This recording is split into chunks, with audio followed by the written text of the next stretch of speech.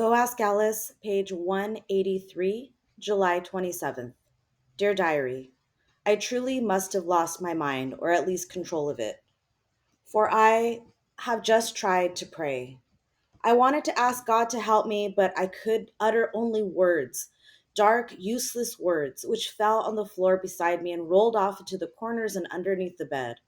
I really tried to remember what I should say after. Now I lay me down to sleep. But they are only words, useless, artificial, heavy words which have no meaning and no powers. They are like the ravings of the idiotic, spewing woman who is now part of my inmate family. Verbal rantings, useless, groping, unimportant, with no power and no glory. Sometimes I think death is the only way out of this room. July 29th. I was allowed the privilege of going to school today, and here school is a privilege. Nothing could be darker or bleaker or barer than just sitting with nothing to do and millions of endless hours in which to do it. I must have cried in my sleep because this morning my pillow was soggy and wet, and I have been completely exhausted.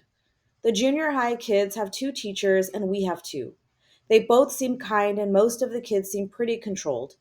I guess that's because they're afraid of being sent again to no man's land, a world of wandering and being alone. I guess people can adjust to anything, even to being locked up in an institution. Tonight, when they locked the huge, heavy door, I didn't even feel too terribly depressed, or maybe I am just cried out. Babby and I sat and talked for a while, and I put up her hair, but all the joy and spontaneity has gone out of life. I am beginning to drag and merely exist as she does.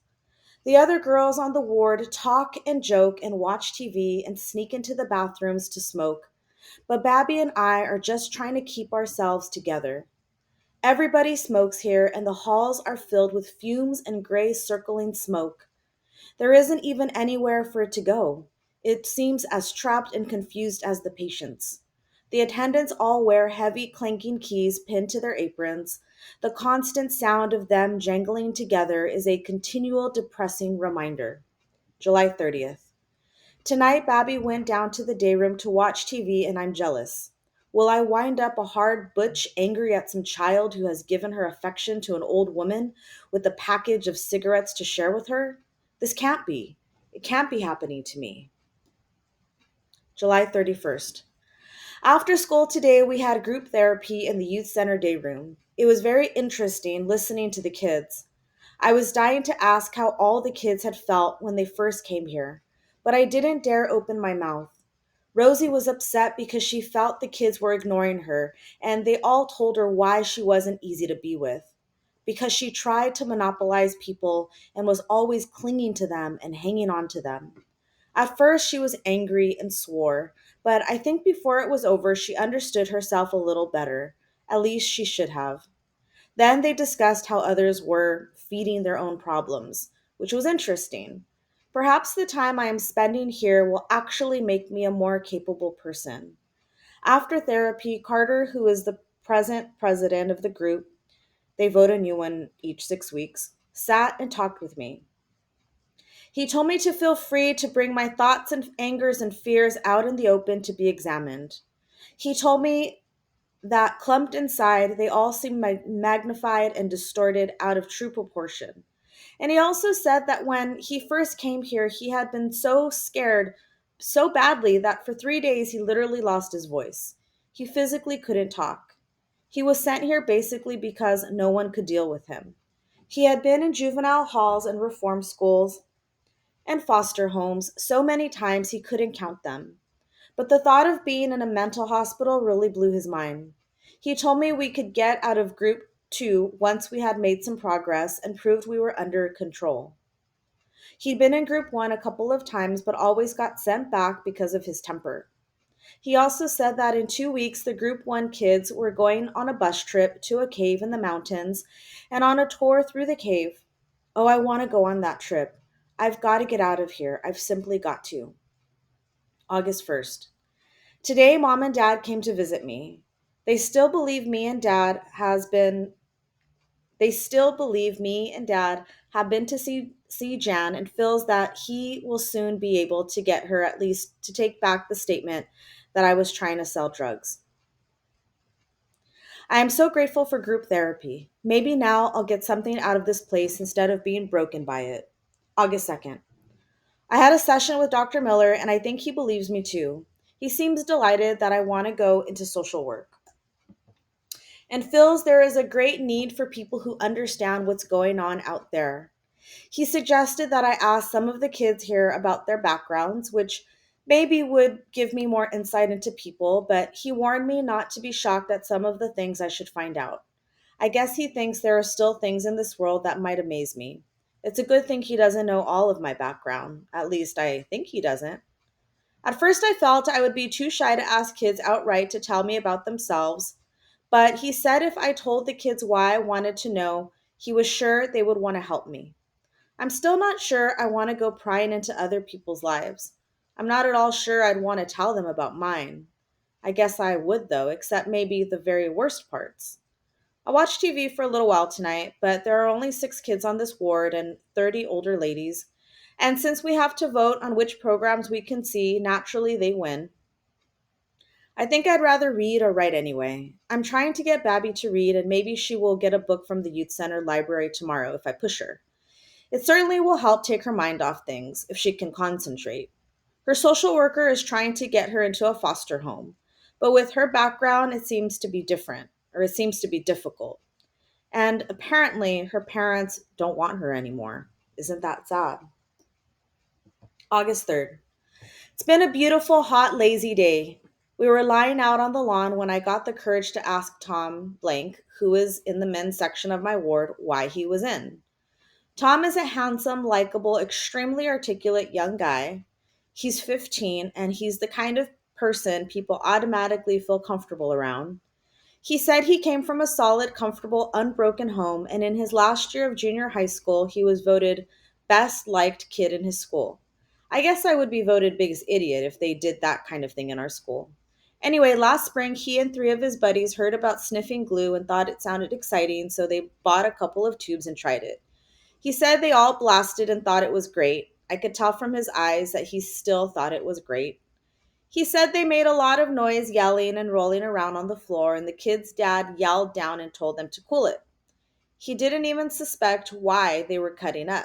He just thought they were scuffling around like they always did. A week later, the same 3 tried his dad's scotch, but they didn't like it as much and found it was harder to get than pot and pills. He said what I'd heard before, that parents never miss their diet pills, their tranquilizers, their cold remedies, their pep pills, their sleeping pills, or any of the other things that will supply kids with the jolt when they can't get their hands on anything else. So he started easy, but in 6 months, he said he needed so much money that he had to get a job. So he applied at the most logical place, a drugstore. And it took the manager a fairly long time to figure out what was happening to his pill supply. When he did, he laid Tommy off to save his family embarrassment. Nothing was ever said, and nobody but Tommy and the manager knew what was going on. However, even getting fired was okay with Tommy because by this time he was into hard drugs and really didn't care very much what happened. A friend had introduced him to smack, and he started pushing at the junior high to keep himself going. Then he ended up here, and in my green opinion, he's still freaked out. For even now, he almost has a contact high just talking about drugs. I noticed that Julie, who was sitting fairly close to us, had almost the same reaction. It's sort of like watching someone yawn. You're drawn into it and you start yawning yourself. I'm so grateful I felt nothing. But I almost wish I hadn't asked because it was really depressing to see that he and Julie can't wait to get out of here and get back on their thing. Oh, I hate it here. The dirty bathroom urine smells, the small barred cages where people are locked up if they get out of line. One old lady who is a firebug is in one of the cages almost all the time, and I can't stand it. The people are the very worst of all. August 4th. Today we went swimming. On the way back on the bus, I sat with Margie Ann, who said she doesn't ever want to get out. She said as soon as she gets out, the kids will be right there hassling her head and trying to get her to take off again. And right now, she knows she couldn't say no. Then she looked at me and said, "Why don't we take off? Just the 2 of us. I know where we can get a mixed bag in a minute." August 5th. Mom and Dad came to visit again today and they brought me a 10-page letter from Joel. Mom wanted me to read it right away, but I wanted to wait until I was alone. It's very special to me and I really don't want to share with anybody but you. Besides, I think I'm a little scared because Dad told Joelle the truth about me, at least as much as he knows. So I think I'll wait until later to open it. Dad also said that he finally got Jan to sign an affidavit saying that I wasn't pushing at the school. Now both she and Dad are trying to get Marcy to retract her statement. Dad says if that happens, he's sure he can get me out of here in no time.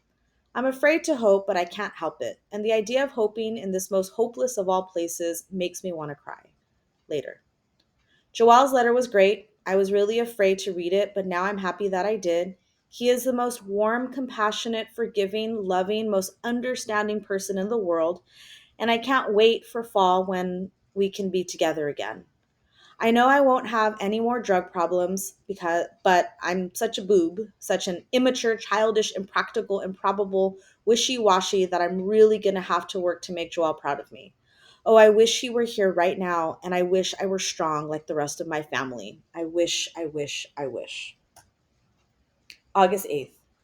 Oh, glorious, marvelous, wonderful, incredible, fantastic day.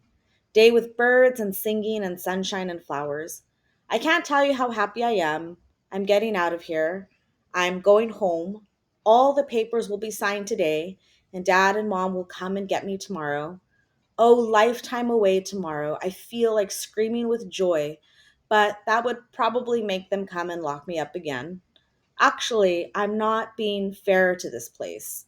As awful as it is, it's better than detention school. Kay said that if she had been sent to DT, detention school, she would have learned every rotten trick in the book. Here, she sticks to the ones she already knows. I guess that's pretty true with all of us. I can't believe I'm really going home. Somebody up there must be pulling for me. Probably dear old Gramps. Later. I couldn't sleep, so I woke up and began thinking about Babby. I really feel guilty that I'm going and she's staying. Maybe when I'm really strong and the nightmare of my life fades a little, we can come back and get her. But I guess that's just being childish. Life doesn't really happen that way, which is too bad. But I can't think about it anymore.